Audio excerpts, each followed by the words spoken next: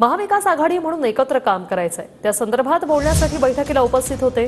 शरद पवार गटाच्या बैठकीतील उपस्थितीनंतर सुषमा अंधारे यांची प्रतिक्रिया। मवियामध्ये श्रेष्ठ कनिष्ठ कोणी नाही, आम्ही सर्व एकाच पंक्तीत बसणार असं सुषमा अंधारे यांनी म्हटलंय। मराठा आणि ओबीसी वाद लावण्याचा सरकारचा प्रयत्न असल्याचंही अंधारे म्हणाल्या।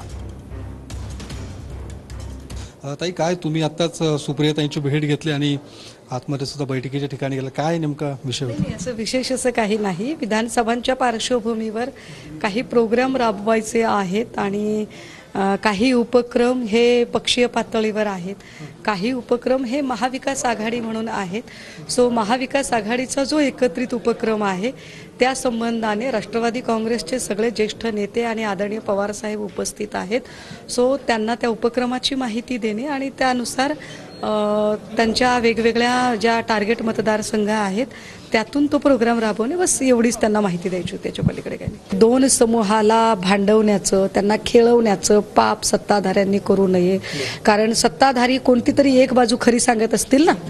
जे सत्ताधारी जरांगेंना भेटतात आणि जरांगेंना सांगतात की होय आम्ही तुमच्या मागण्या पूर्ण करणार आहोत, तेच सत्ताधारी इकडे ओबीसीच्या लोकांना जाऊन भेटतात आणि त्यांनाही सांगतात की आम्ही तुमच्या मागण्या पूर्ण करणार आहोत। एका म्याने दोन तलवारी राहत नाहीत। त्यामुळे हे दोन समूहामध्ये भांडण लावण्याचं जे पाप आहे, हे जे कटकारस्थान आहे, ते सत्ताधाऱ्यांनी तात्काळ थांबवायला हवं। मोठा भाऊ नेमकं कोण? कारण की काँग्रेस म्हटलं की आम्ही मोठा भाऊ महाविकास आघाडी। वर्ण व्यवस्था, हायरार्की, श्रेणी व्यवस्था ही भाजपचा हा डीएनए आहे। श्रेष्ठ कनिष्ठ चातुर्धर्म हे सगळं भाजपचं कारस्थान आहे। महाविकास आघाडीमध्ये असा कोणीही श्रेष्ठ कनिष्ठ नाहीये।